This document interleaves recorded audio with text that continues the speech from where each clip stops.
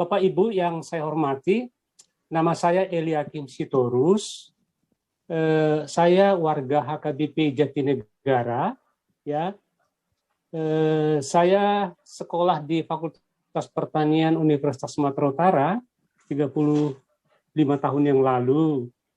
Kemudian ada kesempatan karena ada beasiswa, saya pernah kuliah di Sosiologi Agama Universitas Kristen, program Pasarjana Universitas Kristen Satya-Wacana.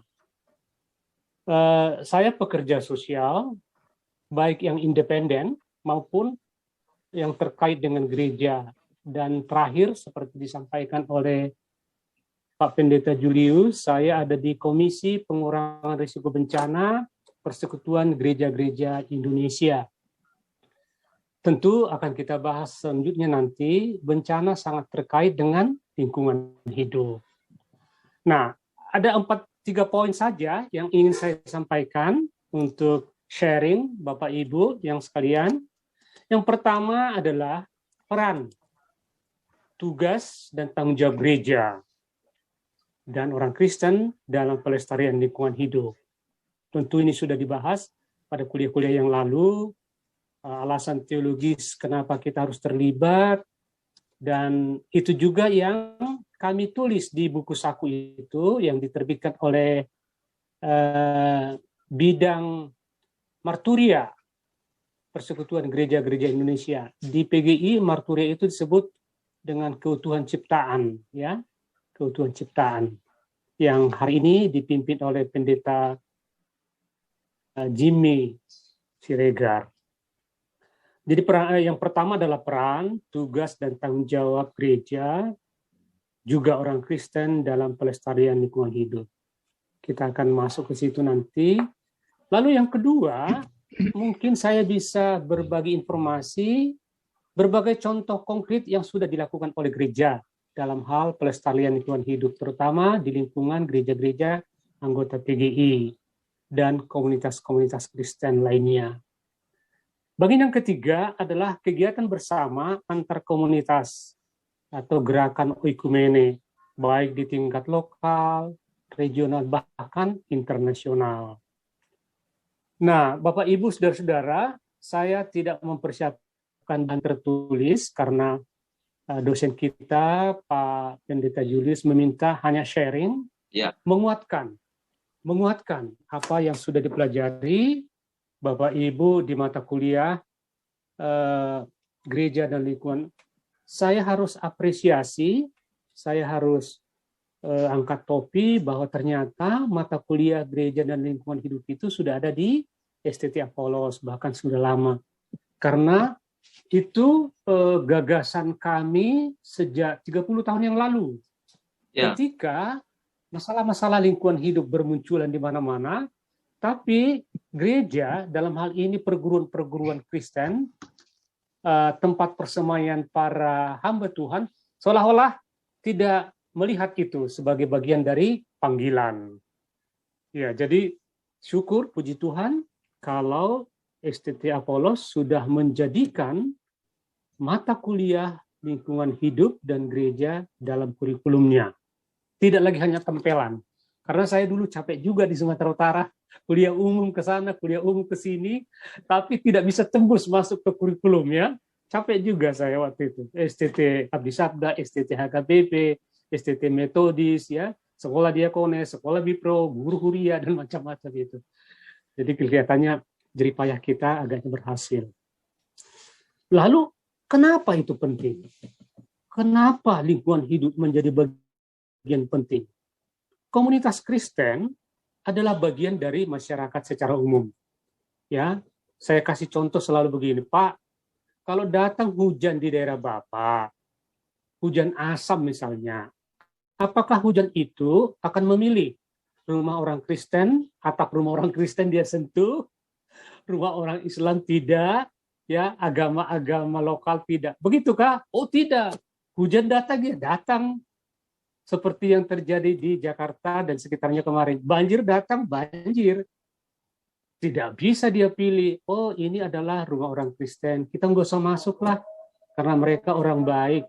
Nah kita masuk ke rumah orang Islam saja. Itu tidak bisa.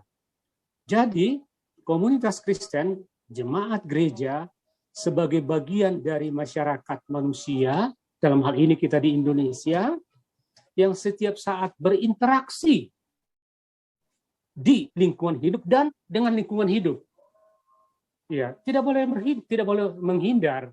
Jadi kita wajib terlibat di dalamnya. Kalau lingkungan hidup kita rusak, lalu kita memperbaiki itu adalah bagian dari ungkapan iman. Ya, kenapa saya sebut kita berinteraksi di dalam dan dengan lingkungan hidup? Karena kita mengacu kepada definisi lingkungan hidup yang ada dalam Undang-Undang Nomor 32 Tahun 2009 tentang perlindungan dan pengelolaan lingkungan hidup. Itulah yang menjadi dasar kita. Dasar teologis kita kuat, mulai dari kitab Kejadian sampai Wahyu, sebenarnya itu penuh dengan masalah-masalah lingkungan hidup ya. Coba kita lihat itu Kejadian 1 ayat 13 kah? Lihatlah segala sesuatu itu baik adanya. Baik adanya itu, wah kalau dibahas 3 semester, mata pelajaran lingkungan hidup nggak akan habis-habisnya. Apalagi dengan kondisi sekarang, climate change, perubahan iklim, ya, perubahan cuaca yang begitu ekstrim. Nah, jadi kembali kepada apa yang saya katakan tadi, Bapak Ibu, lingkungan hidup adalah kesatuan ruang dengan semua benda, daya, keadaan, dan makhluk hidup, termasuk manusia, dan perilakunya yang mempengaruhi alam itu sendiri.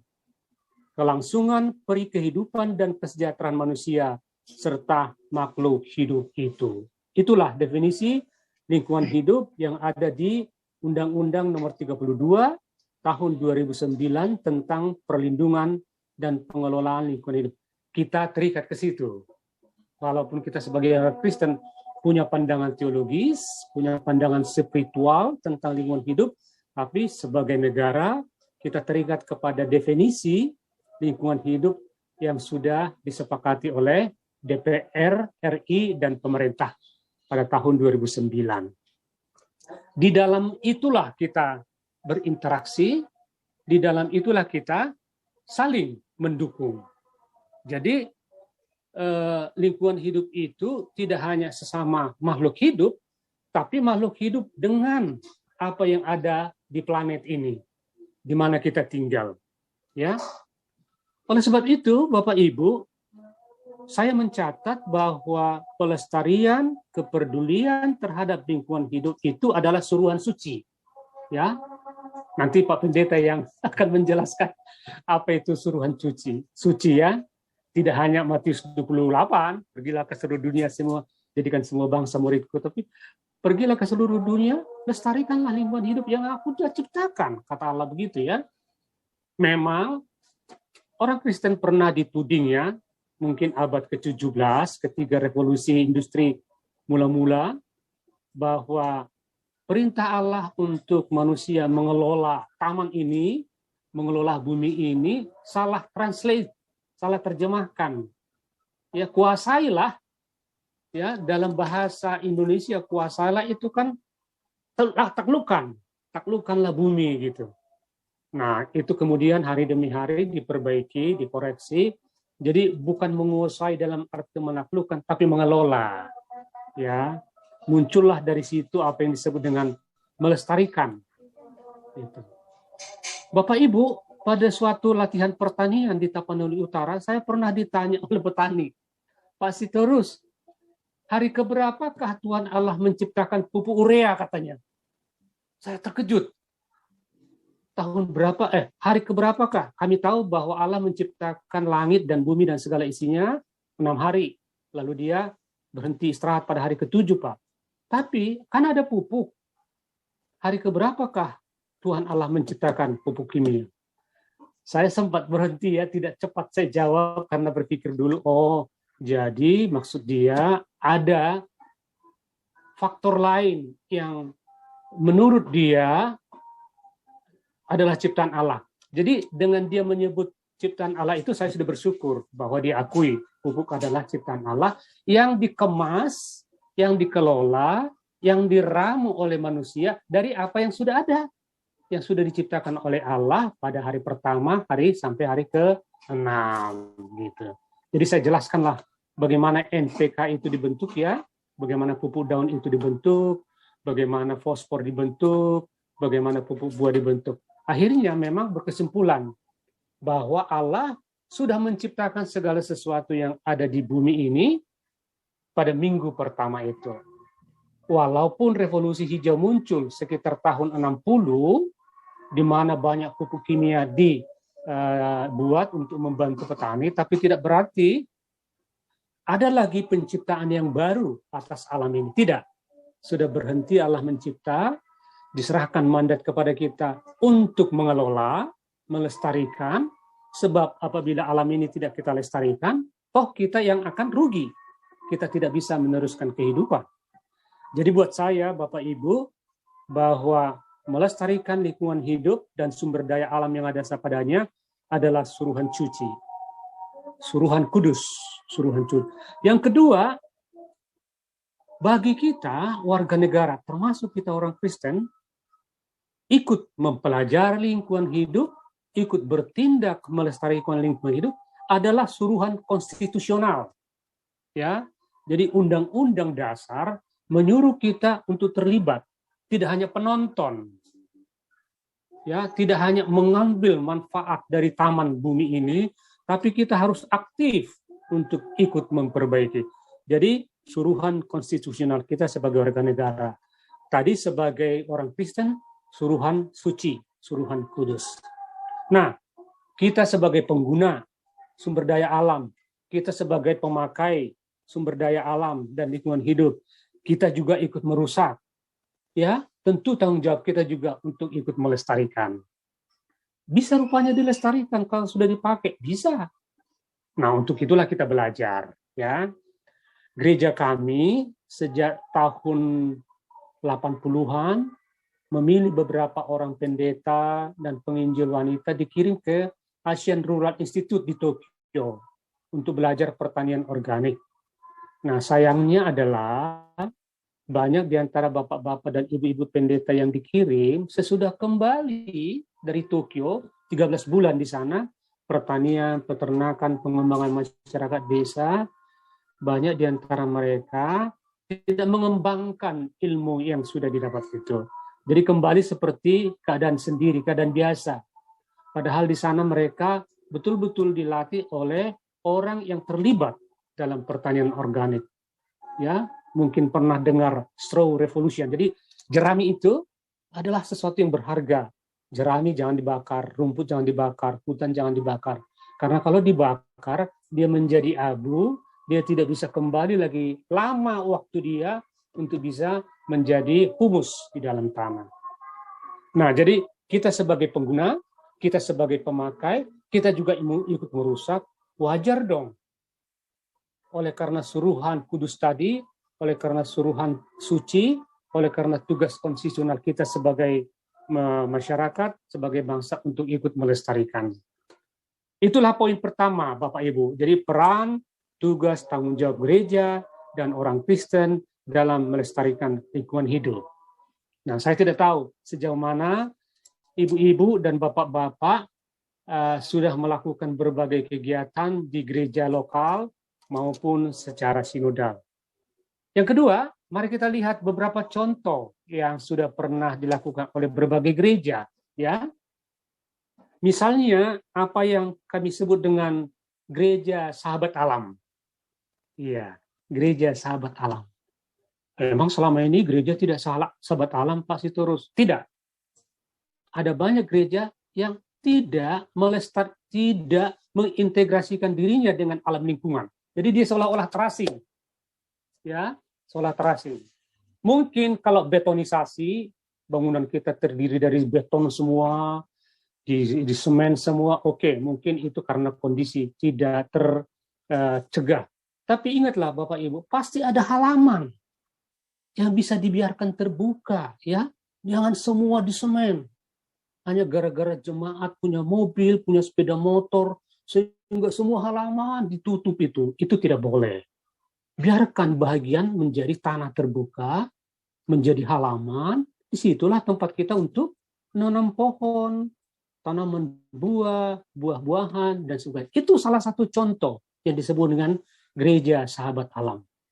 Jadi kami mendorong terus gereja-gereja kita, ada yang sudah sempat disemen karena supaya gampang. Kalau dibiarkan gitu Pak, nanti rumput datang, kita harus sewa orang lagi untuk merumput katanya. Iya, apa salahnya? Kita sewa orang, ada koster kita kok, pemuda-pemuda, anak-anak sekolah minggu bisa kita ajak ya pada saat pasca untuk bakti paskanya untuk membersihkan rumput di sekitar. Jadi itu satu contoh yang konkret. Ya, saya sering berbeda pendapat dengan majelis apabila ini saya sampaikan. Pak, gereja kita harus gereja bersahabat dengan alam, termasuk dengan rumput. Ya, jangan semua disemen itu gara-gara uang kita banyak ya kan. Lalu di dalam sendiri. Nah, saya sangat kritis Bapak Ibu, kemanapun saya beribadah, walaupun saya KBP, tapi saya beribadah kemana-mana. Kalau di depan langsung saya lihat banyak kali plastik, saya sedih. Saya menangis itu ya. Dan kalau boleh saya ngomong dengan majelisnya, Bu, tolonglah dikurangi bunga plastik, ya, sampul-sampul plastik. Kalau boleh dikelola oleh sektor-sektor kita, setiap sektor menyajikan bunga altar setiap minggu.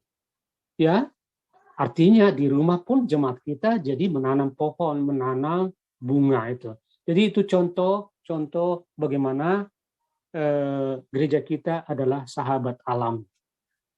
Sebenarnya Bapak Ibu, pengalaman kami di Tapan Utara, ada saya lihat tadi orang Batak, pasti beliau tahu bagaimana nomensen itu ya Bu.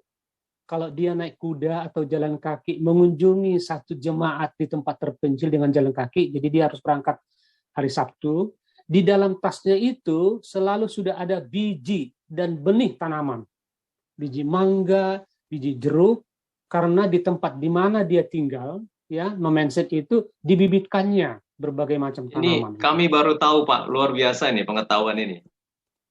Oh iya, iya. Jadi nomensen itu bahasa Bataknya dia punya gajut, ya, ada tempat Alkitab, tapi ada juga semacam tas saku. Kalau sekarang kita goodie bag. Nah, di dalamnya itu selalu ada benih, selalu ada buah, ya. Lalu kalau dia pergi ke satu gereja, dia akan bilang kepada jemaat, ini akan saya tinggalkan bibit mangga ini, Bapak Ibu tolong ditanam ya di halaman gereja kita ya, dipelihara. Nanti kalau mangga ini berbuah, yang makan ya kita. Sebelum kita masuk gereja, sebelum kita ibadah, kita makan buah-buah yang ada di halaman kita katanya. Makanya lokasi gereja di Tanah Batak ya itu disebut Pargodungan karena 3 hal. Yang pertama, di situ pasti ada buah-buahan. Yang kedua, di situ akan ada tanaman herbal. Yang ketiga, di situ akan ada tempat belajar.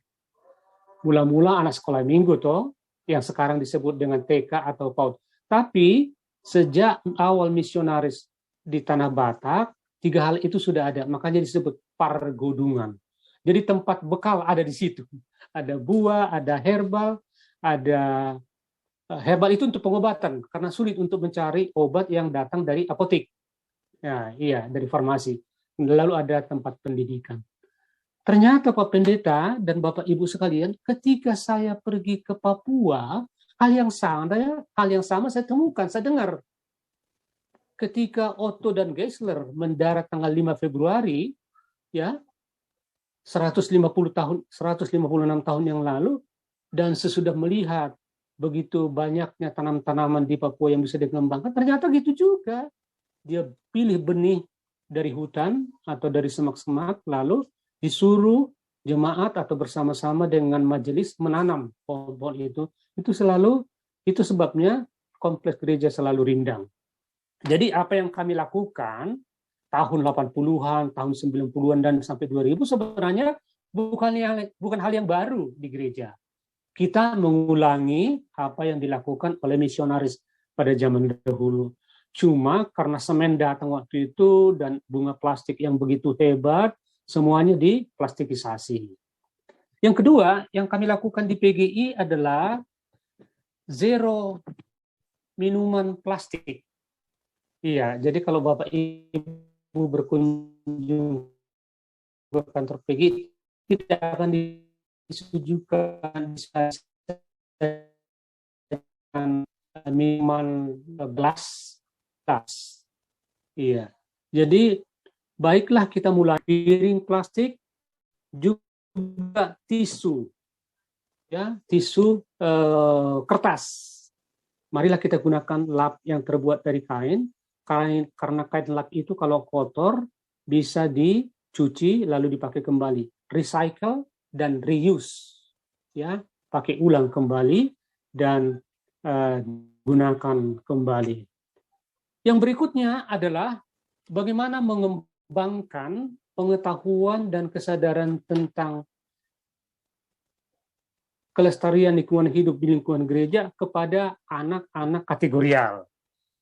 Jadi mulai dari sekolah minggu, ini paling mudah ya. Besok lusa kita suruh mereka tolong bilang kepada orang tua, besok bawa benih cabai yang sudah tua, cabai rawit kah, cabai merah kan. Dan itu saya sudah praktekkan ketika saya masih guru sekolah minggu ya. Jadi ilmu yang kita dapat oleh para penatua, oleh para pemuda itu dibagikan ke anak-anak dengan contoh, ya, dengan contoh. Ini bunganya remaja, yang ini bunganya anak sekolah CD, belajar CD, yang ini anak sekolah minggu dan seterusnya itu. Jadi halaman kita itu ditata sedemikian rupa kebun-kebun milik kategori pelayanan kita. Yang berikut yang kami lakukan di PGI adalah kepedulian tentang gambut, Bapak Ibu. Nah, ini juga bagian yang penting, bahwa di Pulau Kalimantan, di Pulau Sulawesi, dan di berbagai tempat, ada banyak tanah gambut. Tanah gambut adalah tanah yang berair sepanjang waktu. Di Kalimantan contohnya. Ya. Jadi Gereja Kristen Evangelis Kalimantan, sangat intensif mereka mempelajari gambut itu. Nah, PGI kerjasama dengan lembaga internasional dan pemerintah, bagaimana mendorong masyarakat kita untuk memperhatikan gambut. Gambut itu dia harus basah ya, tidak boleh dikeringkan. Dalam keadaan basah dia akan tetap terendam, tapi dalam keadaan kering dia akan gampang terbakar karena dia adalah batu bara muda. Itu adalah tanah pohon-pohonan yang tertutup oleh tanah. Oleh sebab itu dia harus dirawat. Nah, ada kesalahan kita ketika proyek pangan di Kalimantan Tengah, gambut dikeringkan, dibuat jalur-jalur air. Apa yang terjadi? Pada musim panas, hanya percikan rokok pun dia bisa menjadi terbakar. Jadi gereja, anggota PGI ada yang bekerja sama dengan Badan Konservasi Gambut. Itulah contoh. Jadi hanya sekilas ya Bapak Ibu, saya yakin gereja-gereja Bapak Ibu pasti punya versi-versi lain bagaimana kepedulian terhadap lingkungan hidup itu bisa dipraktekkan. Nah, yang terakhir, kegiatan bersama. Ini sangat penting sekali. Jadi kegiatan bersama antar komunitas, gerakan oikumene untuk keadilan lingkungan. Nah, apabila ingin mendalami lebih jauh, ini ada tulisan Bapak Pendeta Karel Pil Erari, tebal sekali bukunya. Ini kumpulan dokumen tentang lingkungan hidup diterbitkan oleh BPK Gunung Mulia. Ini sangat lengkap sekali ya. Ada mulai di BPK dari lokal, ya, Pak ya sampai hari ada ini. Di BPK.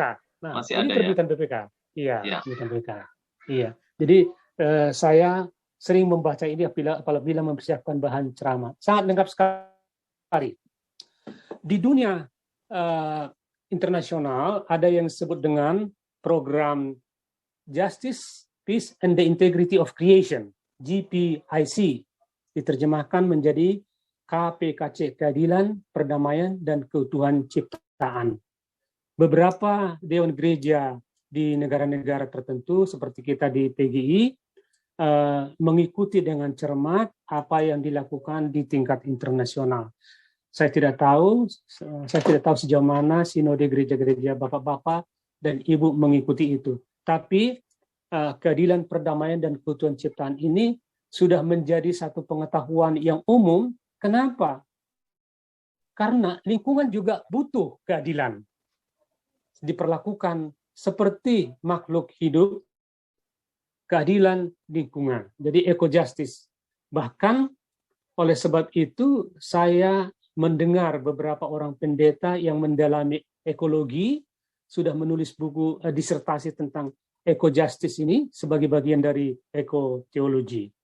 Jadi usul kami dari PGI, kita harus bersama-sama sekecil apapun yang bisa kita lakukan, antar jemaat, kerjasama di lapangan, kemudian antar klasis di satu wilayah, ya, kemudian antar sinode kita, kalau dimungkinkan bekerja secara bersama-sama. Tentu sangat dimungkinkan karena baik Kementerian Kehutanan dan Lingkungan Hidup maupun Badan Penanggulangan Bencana selalu mendorong itu.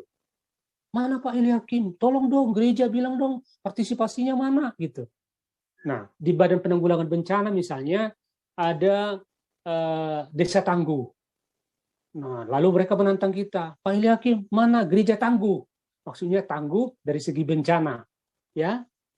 Pak, kami belum sampai ke situ. Sabarlah menunggu gitu ya. Tapi kalau teman-teman di seberang sudah sampai ke pesantren tangguh, ya, musola tangguh, masjid tangguh, dan seterusnya. Ya, dimaklumilah. Mereka sangat banyak ya, dan sumber daya yang mereka miliki sangat besar. Tapi ini tantangan bagi kita, gereja-gereja di Indonesia. Kita harus mampu mengikuti perkembangan zaman. Kita membangun gedung gereja yang ramah lingkungan, bahkan sekarang meningkat, yang tangguh bencana. Jadi, oleh karena negara kita Indonesia ini dikelilingi oleh tiga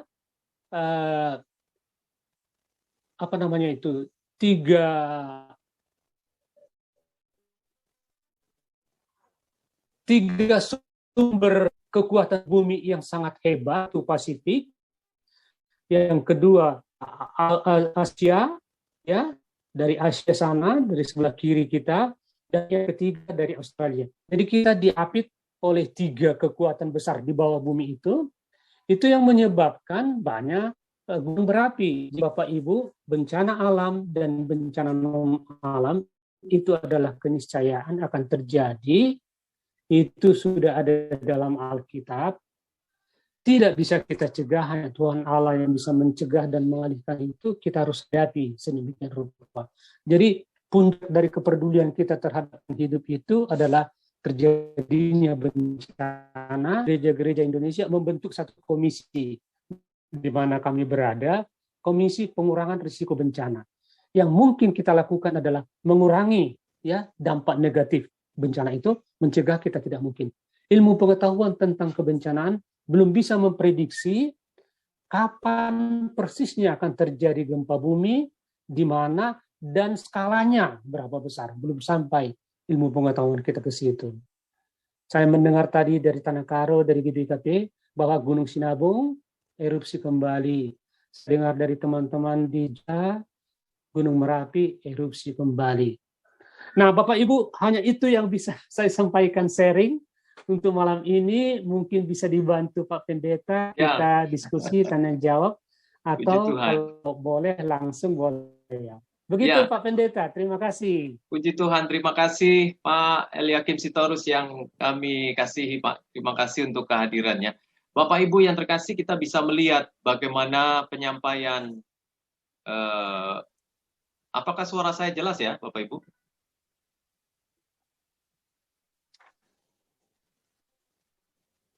Jelas Pak, bagus. Jelas Pak. Di sini ada tulisan internet bermasalah. Ya, kita sudah melihat tadi beliau menyampaikan pemaparan yang luar biasa. Bahkan perhatian terhadap lingkungan ini pun sudah dimulai dari seorang misionari yang bernama Nommensen.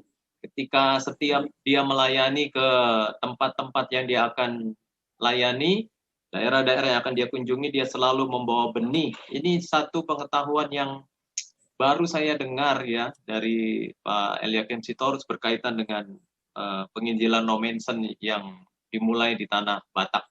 Ya, begitu juga tadi ada yang dikatakan oleh Pak Eliakim Sitorus bahwa gereja harus peduli lingkungan. Ya, minimal gereja itu jangan bangunan semua, tetapi ada tamannya, ya ada rumputnya. Jadi itu membuat kita merasa dekat dengan lingkungan. Ya, jadi tidak disemen semua, tetapi kita memiliki bangunan yang berupa juga taman. Lalu ada juga tadi pemaparan gereja-gereja yang tidak bersih, ya plastik bertebaran di mana-mana, dan juga penggunaan alat-alat baik alat minum, lap juga tidak menggunakan bahan-bahan yang terbuat dari plastik. Juga tadi ada buku Spirit Ekologi yang ditulis oleh penerbit BPK. Kalau Bapak Ibu ingin lebih lagi mempelajarinya, dan saya tentunya orang yang juga akan membeli buku tersebut, sangat juga bisa membuka cakrawala kita dalam hal mencintai lingkungan. Baik, jika ada Bapak Ibu yang ingin bertanya, sharing dengan Pak Eliakim, dan saya juga akan membantu Bapak Ibu dalam sharing ini tentunya agar kita lebih memahaminya. Silakan Bapak Ibu, saya buka ruang sharing buat kita. Ya. Pak Carter sudah bergabung ya, Pak? Ya, Pak. Ya. Baik, silakan Bapak Ibu. Ya. Ini jarang-jarang beliau Pak Eliakim Sitorus ini diundang oleh STT. Seperti ini kita kelas yang beruntung bisa kedatangan beliau. Ya. Silakan.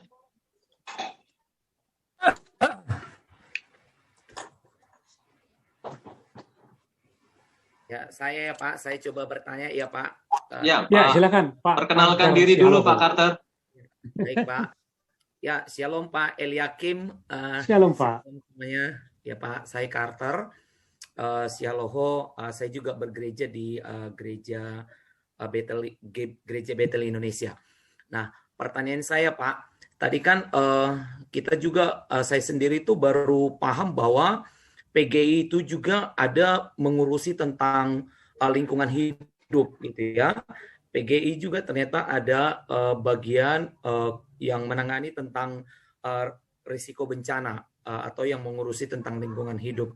Nah, Pak, yang saya mau tanyakan adalah seberapa besar cara yang dilakukan oleh PGI terhadap gereja-gereja yang ada di Indonesia untuk mendeklarasikan atau mensosialisasikan tentang betapa pentingnya lingkungan hidup, seperti yang Bapak bilang tadi bahwa gereja yang tangguh gitu ya. Jadi membangun gereja yang tangguh itu bagaimana tadi bahwa gereja itu tidak boleh semuanya bangunannya gitu. Nah, kalau kita lihat kan, kalau misalnya kita lihat di kampung-kampung mungkin itu bisa ya Pak ya. Tetapi kalau di gereja perkotaan kan sepertinya agak sulit gitu, terutama misalnya yang di kota-kota besar. Tapi kalau kita lihat misalnya gereja-gereja Katolik itu memang mereka selalu dengan lingkungan yang baik ya, selalu ada pohon-pohonan, ada tanaman gitu Pak ya. Jadi yang saya mau tanyakan itu seberapa besar sih peran PGI di sini Pak untuk mensosialisasikan tentang betapa pentingnya lingkungan hidup ini, bahwa gereja itu adalah duta lingkungan. Ya kira-kira itu Pak. Terima kasih. Langsung Pak Pendeta? Ya Pak, silakan Pak Eliakim. Ya. Pak Carter. Pak Carter, Pak Carter udah pendeta kah? Lagi calon Pak. Oh, calon pendeta. Iya, jadi tugas PGI sangat berat ya. 91 sinode gereja anggota sekarang. Dari 91 itu baru sekitar 10 sinode yang sudah punya unit. Apakah komisi seperti kami di PGI, atau apakah seksi atau departemen ya, atau biro khusus untuk bencana alam. Nah, di dalamnya lingkungan hidup. Pasti kalau kita sudah bicara tentang bencana alam, pasti karena sudah memahami lingkungan hidup. Ada orang yang berhenti hanya sampai lingkungan hidup, tapi tidak naik pangkat, tidak naik tingkat ke bencana, dia akan capek sendiri.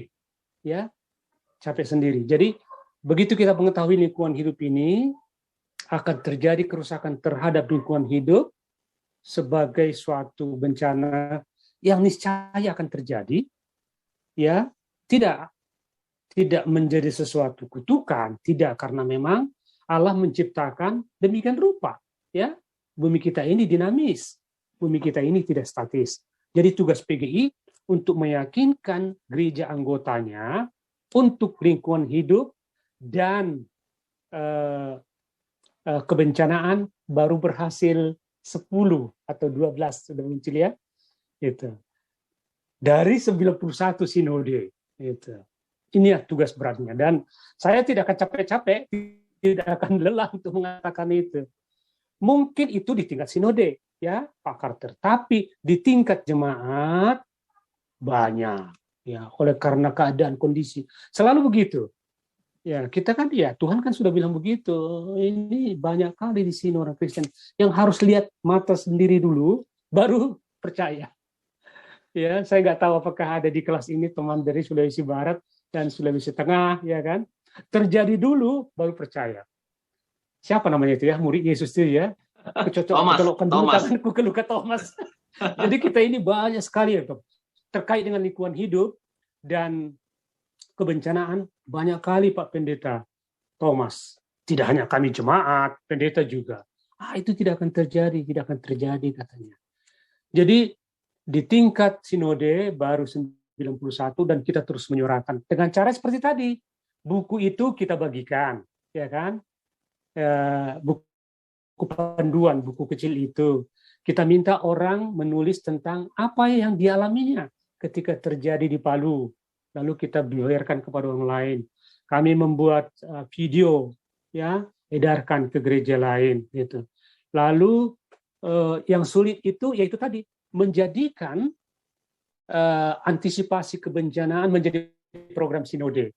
Alasannya apa? Uang. Akan terbentur di situ dan sumber daya, ya, sumber daya manusia dan sumber daya dana. Gitu.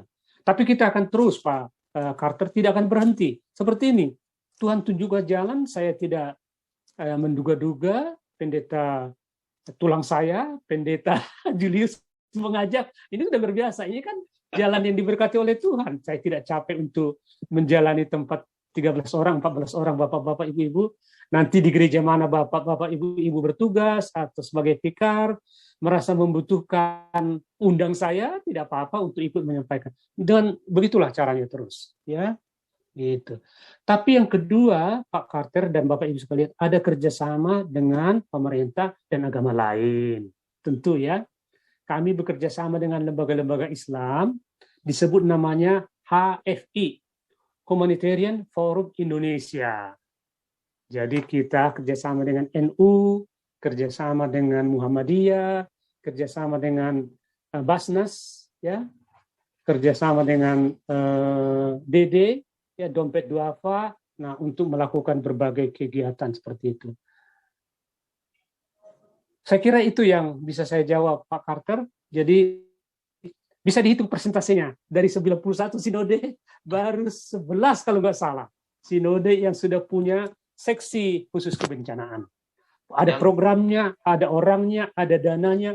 Jadi ketika terjadi banjir kemarin, begitu kami edarkan informasi, langsung bergerak. Gitu. Ya. Silakan Pak. Ya, makasih Pak. Ya, lalu kemudian Pak Eliakim, bagaimana PGI selama ini ya bergerak dalam hal jika ada penanggulangan bencana yang terjadi seperti tadi Bapak bilang ada Sinabung yang Merapi yang sudah bertahun-tahun terjadi, gerakan-gerakan yang dilakukan seperti apa Pak? Iya, jadi sebenarnya apa yang dilakukan PGI itu lebih kepada pusat informasi, ya. Kenapa? Karena PGI tidak punya uang, Pak. Uang PGI itu datang dari iuran anggota. Nah, ketika belum terjadi COVID, kita masih bisa dapat dana dari luar, ya. Ada yang membantu kita. Tapi sejak Maret kolaps, ya tidak ada. Kita hanya mengandalkan gereja-gereja anggota, ya. Nah, misalnya GBKP itu luar biasa Pak Pendeta, belasan tahun mereka didera oleh gempa vulkanik, tapi mereka masih terus bisa bangkit, luar biasa. Jadi Tuhan berkati. Nah, sama seperti hal lain, dana itu sedikit, tapi bisa dikembangkan apabila warga jemaat melihat kita pakai dengan benar, Pak Pendeta. Iya, ya. Jadi 5 roti tambah 2 ikan itu kalau untuk dibagi-bagikan, mungkin dari akal sehat kita itu tidak akan pakai logika ya.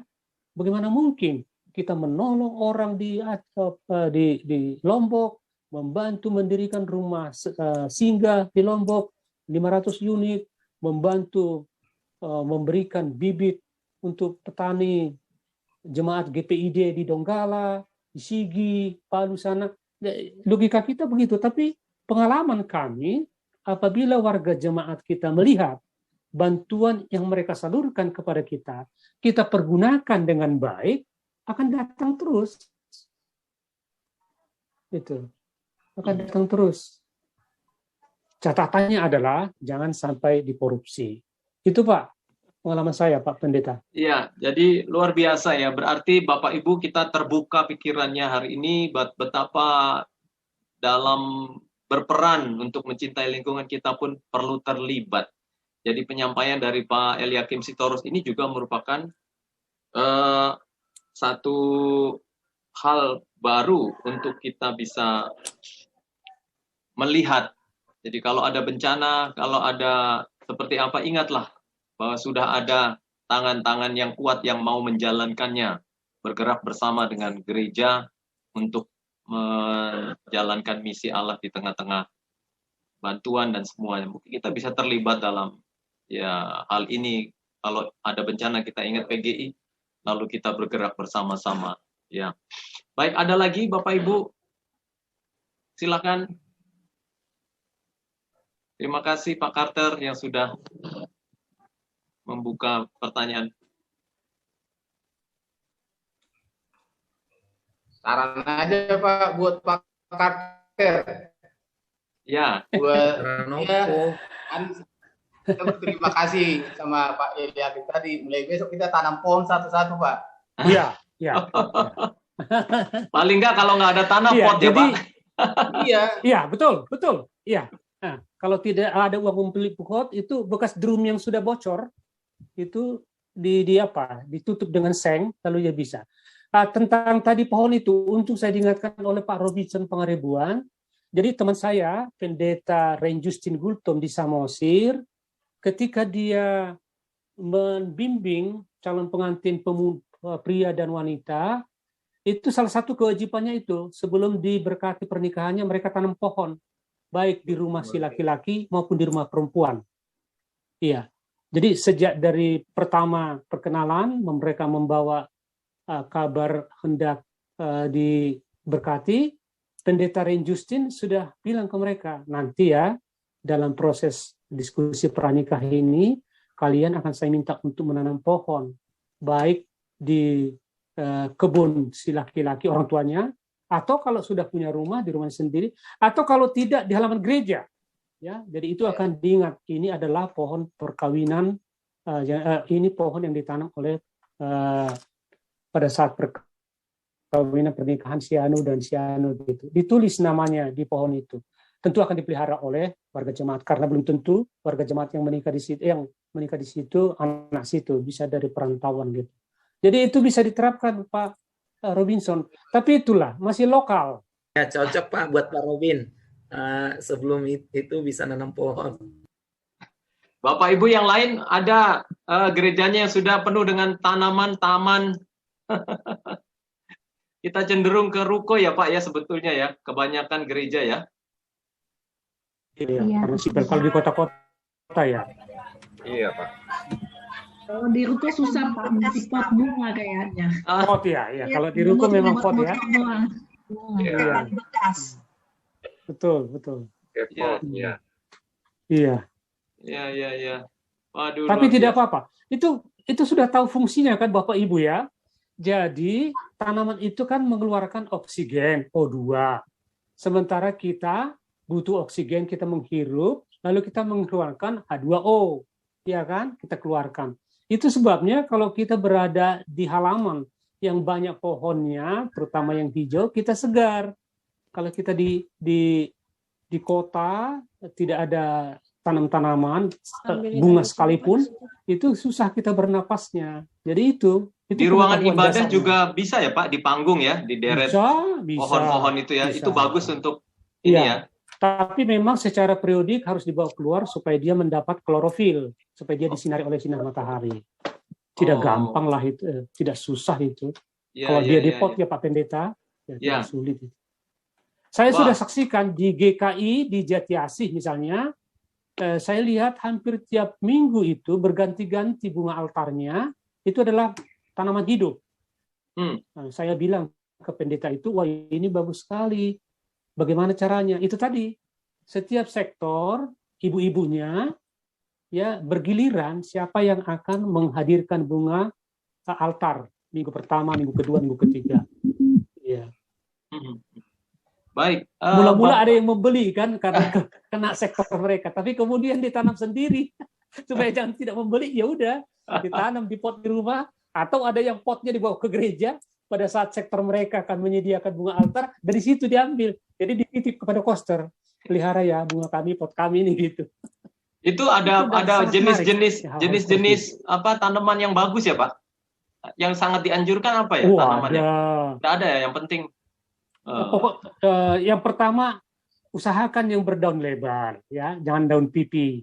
Kalau daun pipi mungkin bisa untuk apalah ya, sekedar hiburan. Tapi yang berdaun lebar yang membantu kita untuk segar ya. Apalagi kalau ruangan kita terus ber-AC tertutup, sesekali sangat baguslah dimasukkan pohon tanaman yang berdaun lebar karena dia aktif mengeluarkan O2.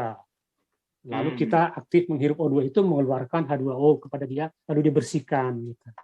Nah, kalau kami dulu Pak, yakin waktu di Tanjung Uban, hari Sabtu, hari Minggu bunga itu di gereja, hari Senin sampai Jumat dia di luar. Iya, tidak apa-apa. Sebenarnya Pak Pangaribuan kalau ada poster bisa lebih lama dia di dalam, ya kan, supaya menyegarkan. Mungkin ruang gerejanya ber-AC ya? Ber-AC Pak. Pak Robinson? Iya. Iya itu dia. Ibu-ibu yang suka tanam, maksudnya yang suka nanam-nanam, mana nih ibu-ibu? Ibu Sri, Bu Katrin. Ya, ini kita ada kedatangan juga Ibu Remsi Manurung, salah seorang dosen. Beliau melihat pengumuman perkuliahan ini. Beliau sangat tertarik untuk ikut. Ibu Remsi Manurung, katanya kenal dengan Pak Eliakim juga. Jadi kita tunggu beliau masih connecting masuk ke kelas ini ya Pak ya. Baik, silakan Ibu tadi yang mau memberikan ininya.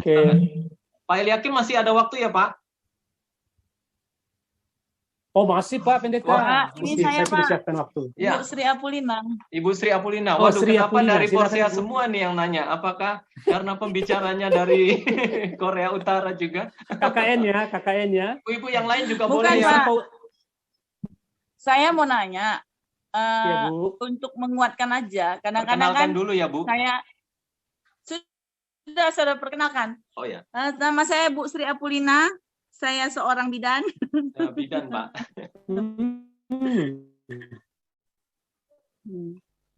Ini Pak, saya kan rumah saya kebetulan di pinggir di Pasos Pasum ya Pak. Iya.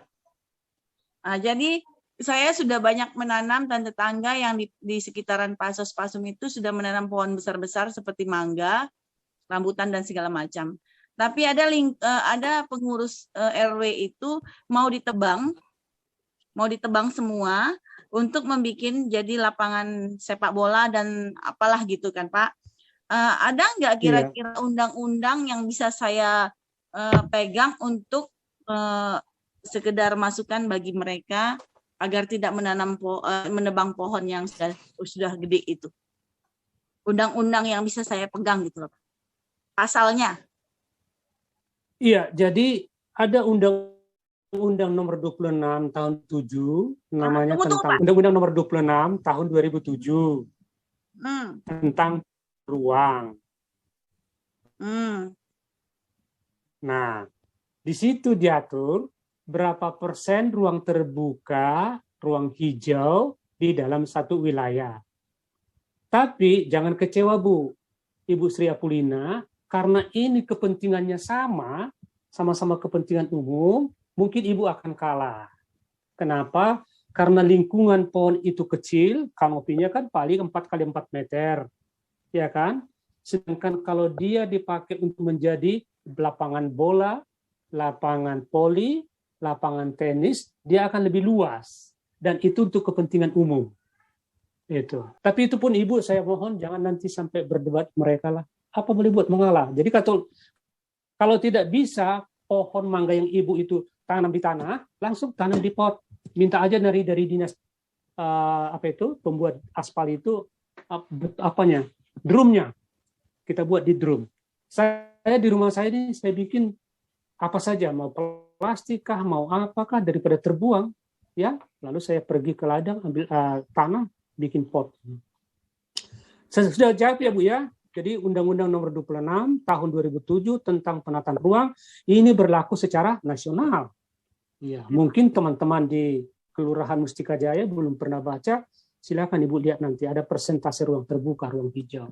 Soal keperluannya mana lebih perlu, pasti argumentasinya mereka kan, ya manusia harus lebih sehat, kita olahraga, anak-anak kita selalu main di gang, di jalan raya. Dan saya di kelurahan saya di Cipinang Muara, ya kalahnya di situ. Iya. Kecuali pada saat Ahok gubernur, saya tulis surat diam-diam ke mereka, langsung taman yang sudah diambil menjadi tempat penampungan bak sampah itu dibersihkan. Hanya melalui online. Itu tidak mungkin lagi sekarang. Silakan Ibu, Bapak yang lain. Baik, terima kasih Pak. Oke Pak, terima kasih banyak ya Pak. Apolina. Ya. Terima kasih banyak sudah dikasih kesempatan. Ya, silakan Bapak Ibu, sebelum kita simpulkan semua.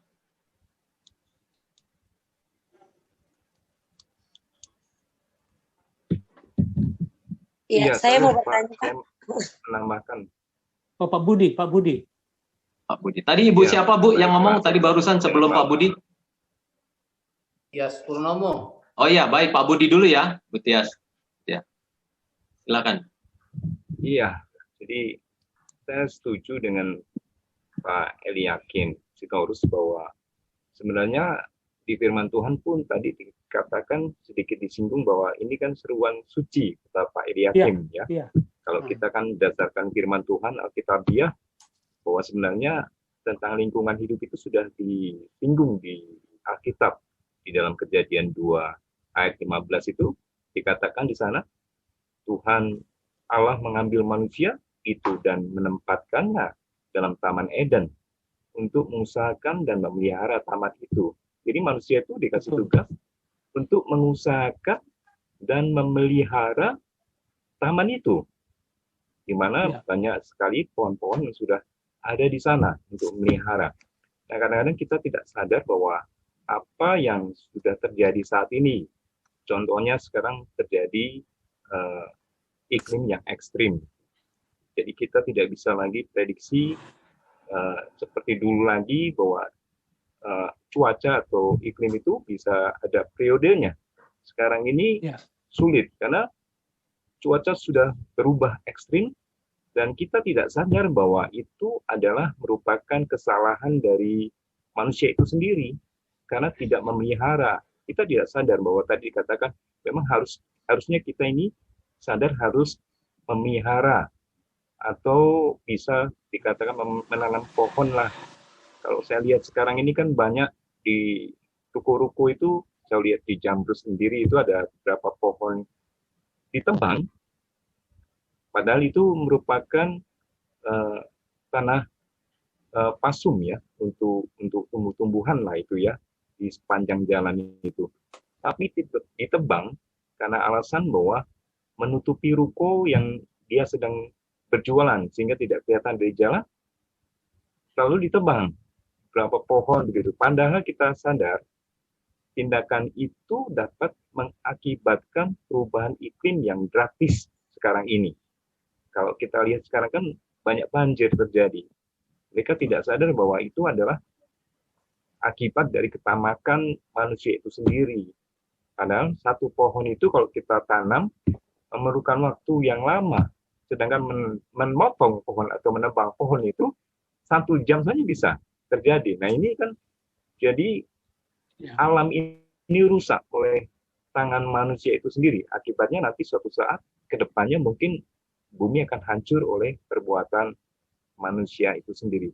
Maka sebenarnya kalau kita sudah mengerti tentang hal ini, paling tidak tadi sudah dianjurkan untuk bisa setiap rumah itu menanam pohon satu saja yang besar atau yang bermanfaat, yang ada buahnya, sehingga itu bisa membantu untuk paling tidak meminimalis dari kerusakan alam dan juga perubahan iklim yang sangat drastis saat ini, yang ekstrim saat ini.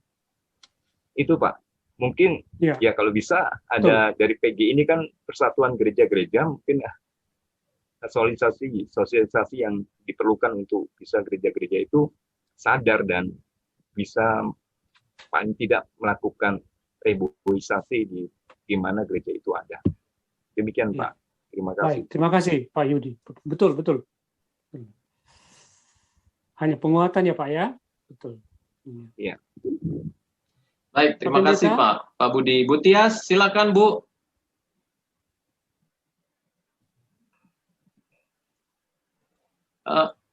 Tadi ada Ibu Remsi yang mau bergabung, rupanya karena ada kedukaan di marga beliau, jadi tidak jadi karena harus konsen ke sana. Tapi beliau rupanya seperti masih ada di sini, tapi sudah tidak bergabung.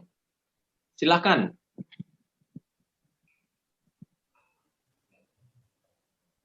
Ibu Tias, suaranya Bu di unmute dulu ya. Baik. Baik, salam. Shalom. Saya Bu Tias Purnomo. Saya tadi cuma mengatakan bahwa misalkan tidak ada, bisa ada di, bisa memakai begitu seperti yang saya terapkan di sekolah saya gitu. Terus saya tanyakan itu bagaimana cara kita solidaritas kita dan alam setelah rusak ini, gimana caranya solidaritas kita.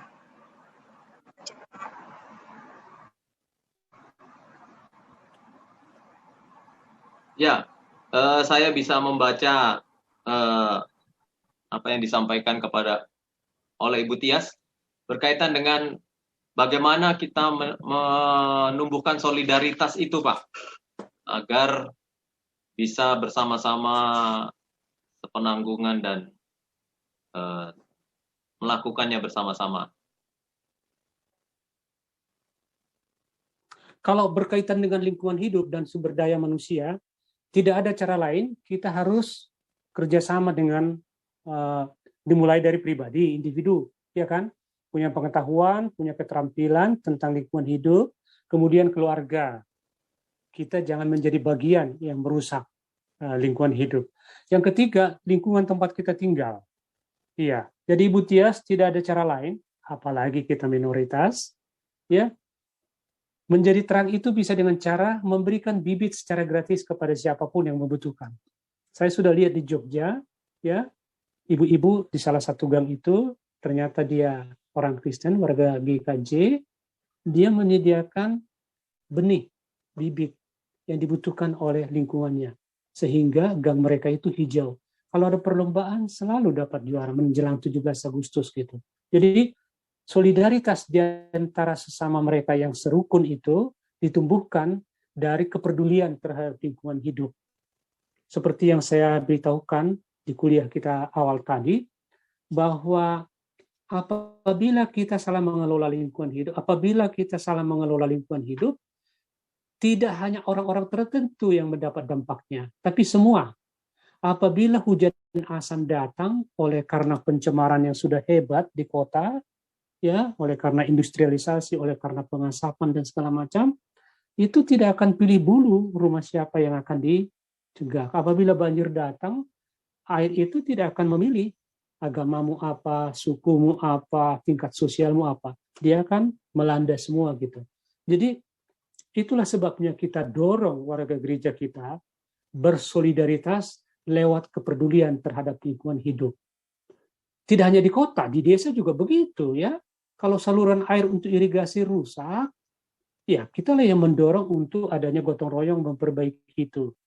Kalau Anda itu menjadi anggota gereja di tempat yang sedikit orang Kristen, justru ini kesempatan untuk menjadi lilin-lilin kecil, menjadi garam untuk mewarnai kehidupan masyarakat itu. Jadi sangat cocok sekali, Ibu Tias, untunglah Ibu menyinggung ini, bahwa solidaritas terhadap sesama manusia ternyata bisa ditumbuh kembangkan dari kepedulian kita terhadap lingkungan hidup, alam sekitar kita.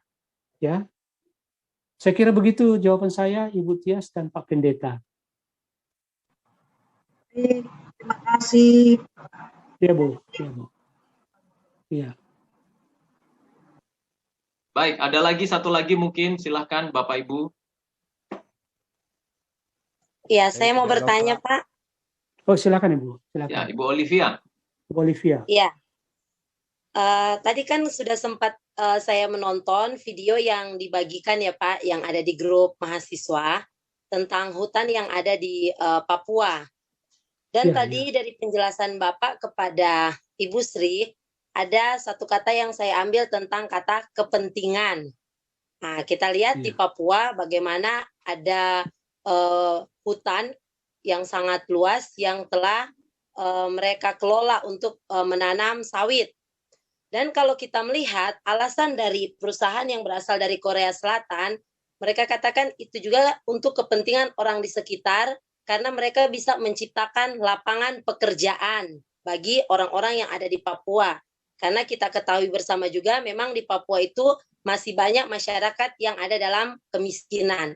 Jadi kalau menurut Bapak, bagaimana pandangan Bapak ini tentang pendapat dari perusahaan raksasa yang berasal dari Korea Selatan, di mana ketika mereka mengelola hutan yang ada di Papua dengan mereka menanam sawit, mereka katakan itu untuk kepentingan juga warga atau masyarakat yang ada di sekitar atau di daerah Papua. Itu saja pertanyaan saya, Pak. Terima kasih.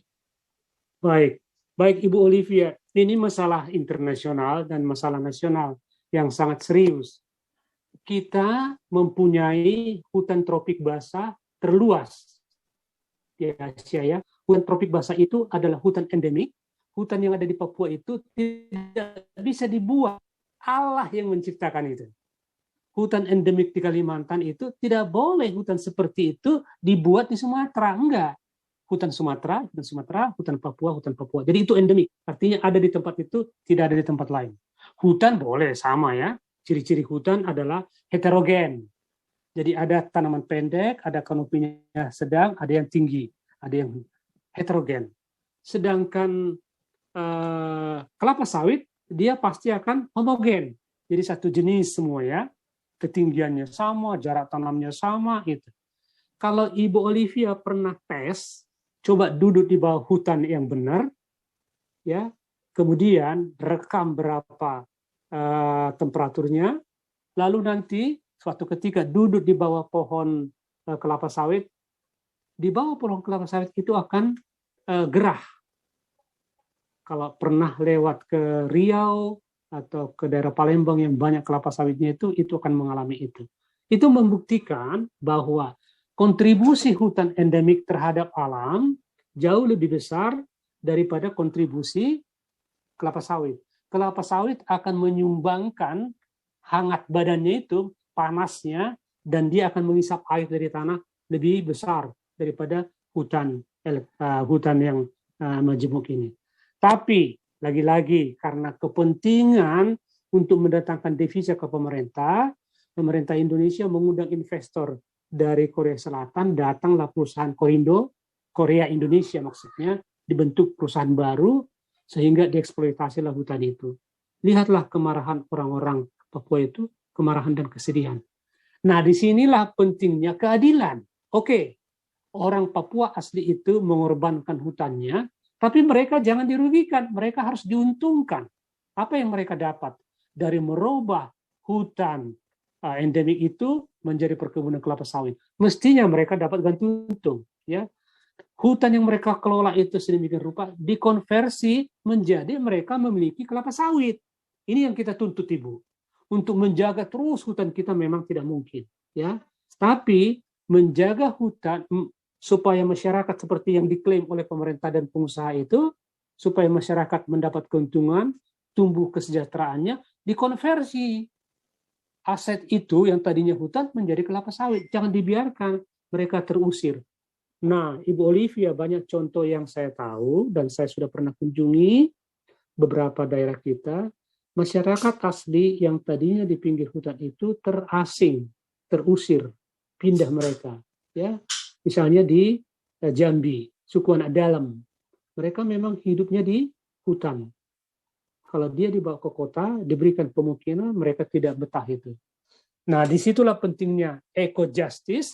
Jadi, adakah pandangan teologis tentang itu, Ibu Olivia? Ada. Saya ini buku kedua saya, ya, judulnya Teologi Tanah, ditulis oleh Zakaria Ngelo dan teman-teman pendeta. Saya punya buku ini, Teologi Tanah namanya. Jadi kepemilikan tanah dan pengolahan hutan itu harus punya perspektif keadilan. Itu yang kita sebut dengan eco justice. Nah, dengan membaca buku ini, walaupun tidak keseluruhan ya, kasus-kasus itu, kita akan melihat itu. Nah, pertimbangan kita, Ibu Olivia, pertimbangan etis kita itu tadi. Kita harus lebih mengutamakan masyarakat setempat daripada pemodal. Ya, kita tahu masalah Papua ini sangat serius, bahwa jumlah pendatang orang non-Papua sekarang di Papua sudah lebih banyak daripada orang Papua asli. Orang Papua asli sudah berduyun-duyun menjadi orang Kristen. Tetapi orang yang bermigrasi ke Pulau Papua itu bukan orang Kristen. Ya, jadi kita harus berpihak kepada orang Papua asli. Kalau mereka banyak menuntut kemerdekaan, maksudnya memiliki negara sendiri, sebenarnya muncul dari situ, ya, karena mereka merasa diperlakukan tidak adil. Mereka punya emas, mereka punya hutan, itu diambil emasnya, hutannya ditebangi, tapi tidak untuk mensejahterakan mereka. Saya kira bisa terjawab, Ibu Olivia. Itu pertanyaan yang sulit. Terima kasih banyak, Pak. Ya, mohon berkati Pak Eliakim. Ya, baik, puji Tuhan. Ya, Bu Olive. Ada lagi? Kalau tidak ada, silakan Bapak Ibu, jika masih ada. Pak Patrick, ada Pak? Atau Pak Sidabalok, Bu Katrin? Oke, baik, Om. Shalom Pak Eliakim. Shalom Pak Sidabalok. Saya hanya pengalaman aja sih Pak. Jadi ternyata terkait dengan lingkungan ini gitu ya. Saya melihat untuk hal yang sepele aja di sekeliling kita gitu ya. Saya bisa bilang sampai sejauh ini di umur saya yang seperti ini, memang gereja tidak begitu ya mendengungkan tentang ini ya, lingkungan ini ya. Bahkan kita sendiri, kalau pengalaman kita lihat di gereja kita sendiri gitu ya, ini hal yang sepele aja tentang kesadaran buang sampah gitu kan. Nah kita lihat kalau kadang-kadang memang harusnya gereja dari sekolah minggu juga udah harus ya. Kalau tadi kita menyinggung tentang pohon, mungkin ini di lingkungan gereja kita yang dimana gereja kita kebanyakan ruko gitu kan, yang jarang memang pohon. Jadi saya menyinggung ke masalah sampahnya aja. Karena sampah juga begitu kita, saya pikir kalau gereja juga sebenarnya mendengungkan atau terus mendeklarasikan untuk dari kita dulu sekolah minggu mungkin mengajarkan bahwa buang sampah itu adalah hal yang sangat bagus. Kenapa saya bilang seperti itu? Ternyata di kita yang tinggal di kota ini, kesadaran kita nanti bukan hanya di gereja ya, tapi di luar gereja pun di rumah kita masing-masing itu pasti kesadaran itu akan terbawa gitu ya. Jadi saya pikir kita melihat juga kejadian banjir-banjir sekarang ini di sekeliling kita, itu bisa saja juga banyak orang-orang gereja Pak yang tidak memiliki kesadaran itu gitu, bisa saja terjadi. Kenapa saya bilang seperti itu? Karena saya bilang di umur saya yang seperti ini, saya itu jarang mendengar di gereja itu hanya mendengarkan firman bagaimana kita hidup baik, bagaimana kita melakukan hal-hal yang bermanfaat, tapi untuk masalah lingkungan, masalah tentang pohon-pohon yang udah kita singgung tadi itu sangat jarang ya. Jadi saya pikir ini juga yang harus PGI juga harus mungkin ya sarannya untuk gereja-gereja supaya lebih banyak juga mendengungkan ini di gereja-gereja. Itu aja sih Pak. Terima kasih, Tuhan Yesus memberkati. Iya, setuju Pak Menri Sidabalok ya. Ini tugas kita bersama. Tapi secara sederhana begini, sampah itu ada dua jenis. Ada sampah anorganik yang sulit untuk diurai. Oke, kita buanglah tempat pembuangan sampah. Selanjutnya pemerintah yang akan membuangnya ke tempat pembuangan terakhir. Tapi ada sampah organik, ya daun-daunan yang masih bisa dikelola. Saya kira gereja tidak salah untuk menampung itu. Dibelilah satu drum, ya baik drum plastik maupun drum kaleng. Kesanalah dimasukkan. Dicoba diajarin anak-anak cara membuang sampah, memilah mana sampah organik sama mana sampah anorganik. Yang organik ini nanti bisa dipakai untuk pot, ya, karena itu bisa diubah menjadi pupuk. Kalau di kampung namanya kompos, tapi kalau kita itu pupuk anorganik yang diolah dari sampah-sampah rumah tangga, gitu. Salah satu cara yang sudah berhasil, saya harus catat itu Pak, PGI mencontohkan, kalau Bapak nanti kantor PGI tidak akan lihat plastik, gelas plastik, botol plastik tidak akan, semuanya gelas. Ya memang itu dari minuman yang dibeli dalam plastik, tapi dituang ke dalam dispenser, lalu dari situlah diambil. Kami sudah berhasil. Ya, gereja-gereja juga sudah banyak mengikuti, di kantor sinodenya tidak berseliweran lagi kantong plastik gitu ya, gelas-gelas plastik.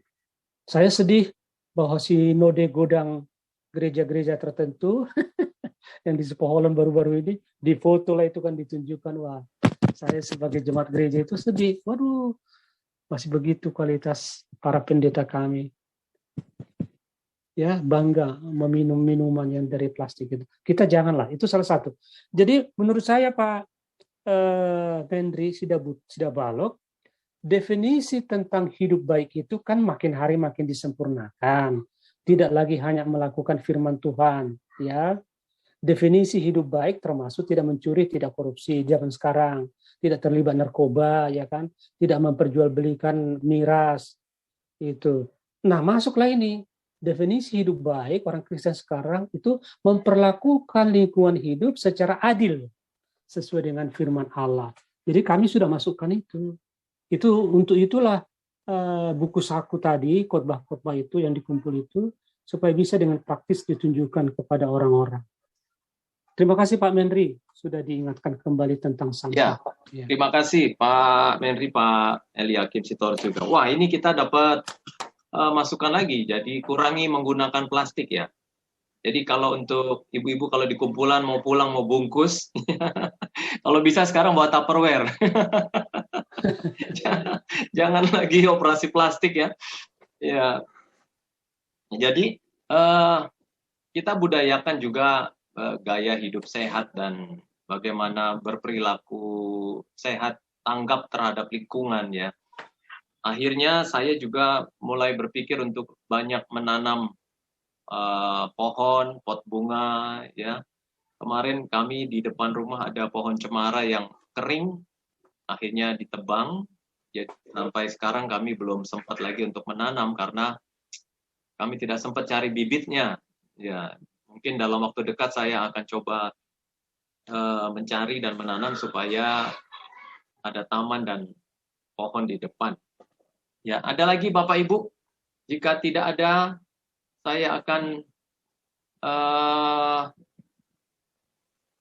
minta ke Pak Eliakim untuk apa pesan-pesan Bapak dalam perbincangan kita menutup sharing kita ini, khususnya untuk Bapak Ibu gereja yang lebih menohok lagi supaya kami bukan hanya mendengar tapi melakukan apa yang menjadi kerinduan Pak Eliakim dalam gerakan mencintai lingkungan ini. Silakan Pak. Ya. Ya, jadi kembali kepada apa yang sudah saya sampaikan, kepedulian terhadap lingkungan hidup, pelestarian, mengelola lingkungan hidup dengan benar itu harus dimulai dari diri kita. Kenapa? Karena ada suruhan kudus di situ, suci. Jadi tidak main-main, tidak pura-pura, ya. Ini keharusan. Allah menyuruh kita untuk mengelola apa yang ada di taman itu. Bukan merusak, bukan menghancurkan. Mungkin dalam aktivitas kita ada dampaknya terhadap sumber daya alam itu. Nah, kita diberi ilmu, diberi akal untuk mengelola itu. Yang kedua, keluarga. Ya, berangkatlah ke keluarga, bahwa keluarga-keluarga kita akan menjadi keluarga yang lestari alamnya, keluarga yang peduli terhadap lingkungan hidup. Seperti kata Pak Menteri tadi, kita juga jangan buang sampah sembarangan. Kalau boleh dicegah, jangan membakar lah. Karena membakar itu mematikan banyak sekali zat-zat yang masih bisa dikembalikan ke tanah. Dari tanah kembali ke tanah. Itu. Yang ketiga, baru masuk komunitas kita tadi, yang ditanya oleh Ibu Olivia, Ibu Tiasi, itu kan lingkungan kita. Kita sudah bertempat tinggal di tempat itu, ya tidak boleh tidak. Kita memiliki satu milieu lingkungan hidup bersama dengan mereka. Mulai dari tingkat RT, gang, RW, sampai ke kelurahan. Lalu tingkat nasional. Nah, gereja kita memang masih dilematis ya.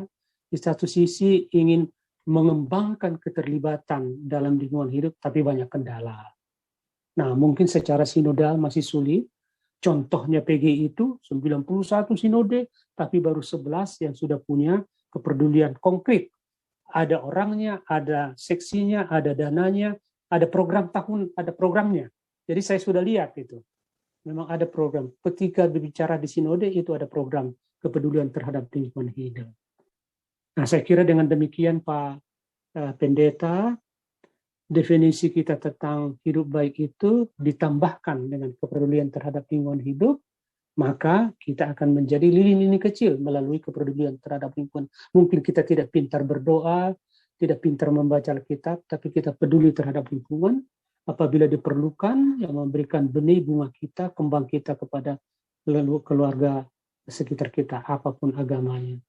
Itu yang bisa saya sampaikan Pak Pendeta. Terima kasih. Dan kalau boleh, apabila ada di antara mahasiswa, Bapak Ibu ingin menulis paper atau apalah tentang lingkungan hidup, dan apabila diizinkan oleh Pak dosen, saya bisa ikut sebagai pembaca kritisnya. Gitu. Tidak ya. apa. Baik, terima kasih. Jadi Bapak Ibu, kalaupun kita sanggup membayar iuran sampah, tapi tidak berhenti membayar saja lalu selesai, itu urusan tukang sampah, urusan tim kebersihan lingkungan.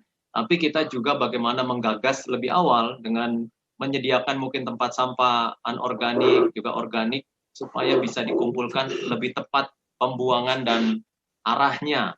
Jadi kita menjadi gereja yang sudah mengerti dan memahami, kita mulai di rumah kita dulu. Mulai pribadi kita dulu. Dalam pandemik ini kita banyak memakai masker, ya, bagaimana cara membuang masker yang baik, ya, bagaimana kita menjaga kesehatan kita bersih-bersih, ya, khususnya dalam hal banjir ini, dan banyak bencana-bencana yang kita bisa alami dalam tahun ini. Tapi kita bersyukur kita sudah minimal kita tanggap bencana, tanggap lingkungan, mulai dari menyerap dari apa yang disampaikan oleh Bapak Eliakim Sitorus ini. Kita terbuka sebagai hamba Tuhan, bukan hanya menjadi berkat di rumah, di gereja, tetapi juga di lingkungan. Baik, terima kasih Pak Eliakim Sitorus untuk kehadirannya di kelas kami, Pak. Kami sangat terdukung, sangat mendapatkan pencerahan dalam hal lingkungan hidup bersama dengan peran gereja di dalamnya.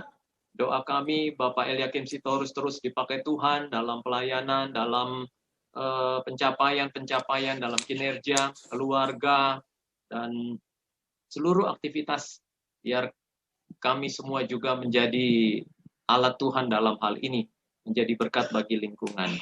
Sebelum Bapak Eliakim Sitorus live dari kelas Zoom meeting ini, saya kembali mau menekankan dua buku tadi, Pak. Ya, Spirit Ekologi. Ya. Minta tolong judul, nama penulis dan penerbitnya supaya kami bisa ininya. Yang pertama, judulnya apa, Pak? Spirit Ekologi Integral. Pengarangnya? Karel Pil Erari. Penerbit BPK ya? BPK, Gunung Mulia ya. Yang kedua, Teologi Tanah tadi saya lihat. Teologi Tanah. Teologi Tanah. Penulisnya Dr. Zakaria Ngelo. Ya, ini penerbit di Makassar. Penerbitnya Oase Intim. Ini di Makassar, Pak Pendeta. Oh, kalau di Jakarta bisa dilihat di mana ya buku ini? Saya kira bisa ditanya juga di BPK Gunung Mulia. Oh, karena iya. Nanti akan saya kirim alamatnya ke Bapak Pendeta ya. Iya, baik. Iya. Baik, Pak Eliakim, terima kasih banyak. Baik. Sebelum Bapak live dari Zoom meeting ini, kita doakan dulu. Bapak, mari kita berdoa. Bapak Ibu. Bapak di dalam surga, kami bersyukur untuk hari ini. Kami boleh bersama-sama dengan Bapak Insinyur Eliakim Sitorus yang sudah sharing dengan kami tentang bagaimana keterlibatan beliau, bagaimana materi-materi yang beliau sampaikan sangat menggugah, sangat membuat kami mengerti untuk kami lebih lagi Tuhan memperhatikan lingkungan kami.